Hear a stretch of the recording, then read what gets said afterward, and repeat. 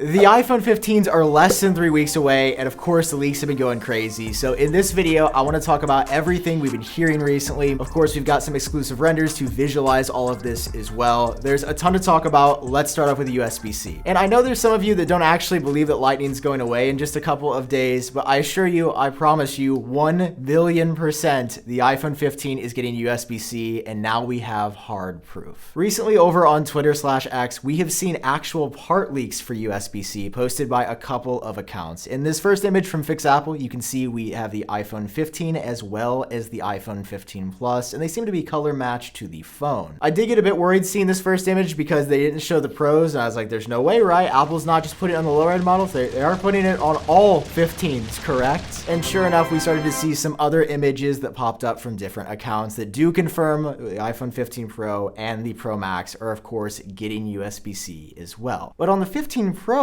USB-C parts, we actually noticed something pretty interesting. According to Charger Lab, they noticed a specific chip that was seemingly on only the 15 Pro USB-Cs. And as we suspected, that chip will likely enable Thunderbolt 40 gigabit per second speeds that will not be available on the standard iPhone 15s. Think of it as USB-C and USB-C Pro, and I wouldn't actually be surprised if Apple used some naming scheme or Thunderbolt and Thunderbolt Pro to differentiate these two models. Now, one of my favorite iPhone features continues to be MagSafe because of everything you can do with it, and that's why I want to show you some slick new accessories from ESR, who sponsored today's video. The 25-watt 3-in-1 wireless charger with a MagSafe for your iPhone, magnetic for your Apple Watch, and Spot for your AirPods has some of the fastest charging I've ever tested. Specifically, an iPhone 14 Pro gets to 100% in just 2 hours. It's got this crazy cool cryo boost technology where it actively cools the phone so everything stays cooler for longer and gives you power in a snap. When you're on the go, there's ESR's 15-watt car charger with MagSafe that also has cryo boost, getting you from 0 to 100% on an iPhone 14 Pro in just 2 hours and 5 minutes, and this is the perfect accessory for navigation. And to complete the family, ESR has their kickstand case. I've been rocking this on the iPhone 14 Pro. This thing has the perfect kickstand that is built into the camera lens protector. You just flip it out, and I kid you not, it's the perfect angle for watching videos. And ESR has other MagSafe accessories like wallets and power banks as well. There's so much to check out, so click the link down below in the description to get your hands on these products and search for ESR MagSafe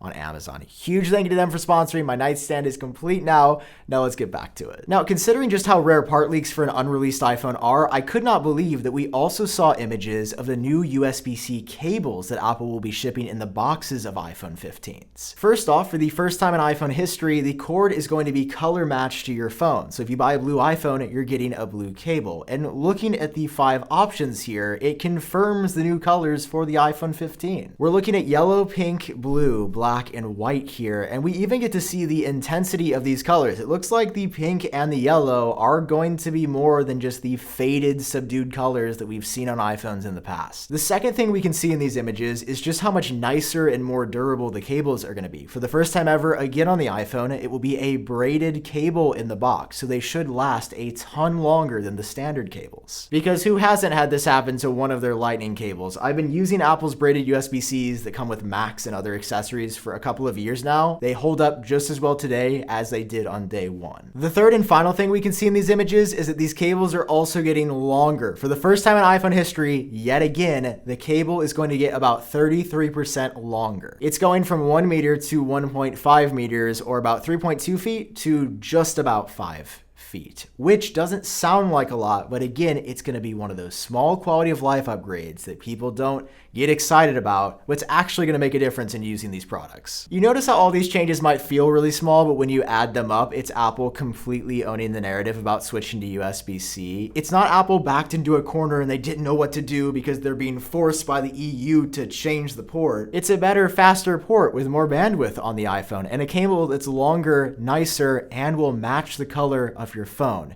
You see what Apple does here? It's all small things in the marketing, but it's going to completely change a lot of people's perception on why they need a new iPhone port. But on top of all of that, there's another bonus with USB-C. Apple will be introducing the fastest charging they've ever put on an iPhone. According to a new report from 9to5Mac, who cites a number of credible sources, the iPhone 15 will support 35-watt fast charging. And this will actually be a pretty decent upgrade compared to the current charging speeds we have on like the iPhone 14 Pro Max, for example, that peaks at just about 29 watts, and every other iPhone 14 model peaks at quite a bit less. Frankly, in comparison to Android phones, it's quite a bit slower than the competition. So this year, Apple is stepping it up, and we're going to be seeing a pretty significant jump that seemingly will apply to all models and not just Apple's most expensive. Yeah, let's talk about the bad news there. We have heard it yet again from multiple other sources, but most recently from Digitimes, that Apple is planning a relatively significant price increase for the iPhone 15 Pro and the iPhone 15 Pro Max. We're allegedly looking at a $100 to $200 jump on all models, which could start the regular 15 Pro as high as $1,199, which is $200 more than the current $999 price tag, as if that wasn't enough. Now listen, Digitimes doesn't have the greatest track record, especially for pricing, so I don't think it's going to be a full $200, but a $100 increase on the base Pro, making it now $1,099 instead of $999. I hate it, but that feels pretty realistic. But just as Apple is going to be pulling some tricks with the USB-C port and a nice new cable to sell it, they're also going to be doing something else with the storage to justify the higher starting price of the Pros, and that is by doubling the base storage this year. This is according to a new post from Ukes1122 over on Naver, and this source has been accurate in the past. Basically, it's doubling from 128 to 256 gigabytes. Apple's going to say, yeah, it's $100 more expensive, but if you were upgraded to 256,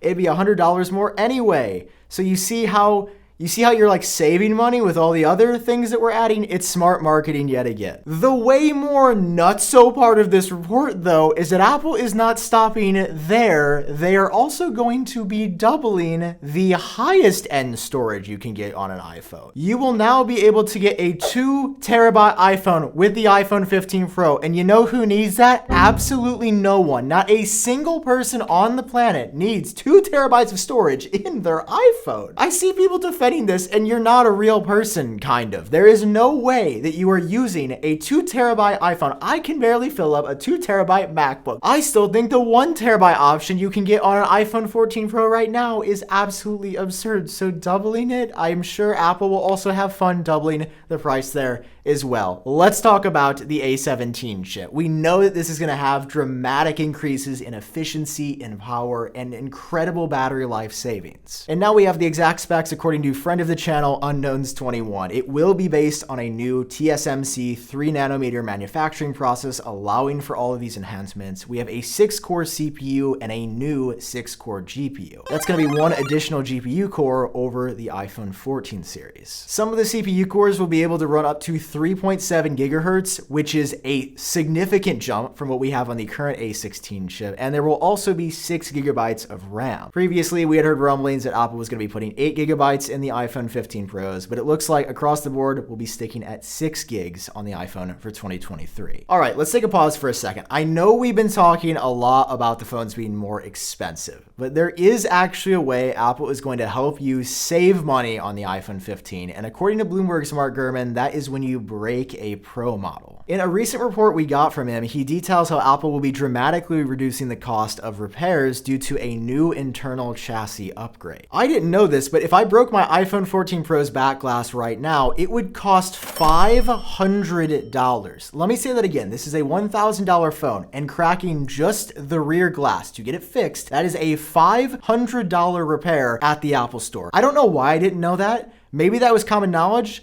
But it kind of blew my mind because that's absolutely insane. With the new iPhone 15 design, that exact same repair here will cost just $169. And we know this because Apple already made this back chassis change on the 14 standard. You can go on Apple's website right now and just compare a 14 Pro back glass repair to a standard 14 repair. And that's because Apple on the 14s allows you to just replace the back glass without tearing apart the entire phone. In short, this is great news for right to repair and also for your wallet. You don't have to work an extra shift just to fix the back glass on your iPhone 15. Wrapping up this video, let's talk about iPhone cases. Apple is making a huge change this year to the types of cases they sell. We are hearing from a number of sources, including the likes of Shrimp Apple Pro, with an incredible track record that Apple is getting rid of the leather case. Right now, Apple basically sells 2 types of cases. We've got the silicone, we've got the leather, and while I've never been a fan of either of these for the higher price tag and pretty mid-quality quality. The leather one in particular has not fared very well. Just look at a brand new leather case versus one that's been on your phone for a couple of months. They do not hold up great. My monitor turned off. Even it doesn't want to see this damage. It doesn't hold up. It's not a $50 or $60 phone case. I don't think that this is a great value. But what happens next? Well, sources are kind of split on that. Some people are saying it's gone forever, done. Apple's just going to discontinue the leather. But others, and I'm on this side, people are saying it's going to be a new type of material or a more premium,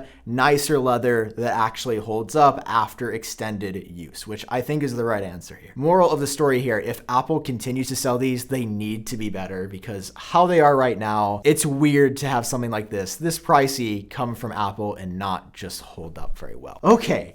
Guys, so much in this video. Again, 3 weeks or less until we see these. September 12th, get hyped. Obviously, drop a like if you enjoyed this. And a huge thank you, as always, to Shay over at Concept Central, my best bud, for making these absolutely amazing iPhone renders. Make sure to subscribe to him if you haven't already. And of course, subscribe here for more on the iPhone 15.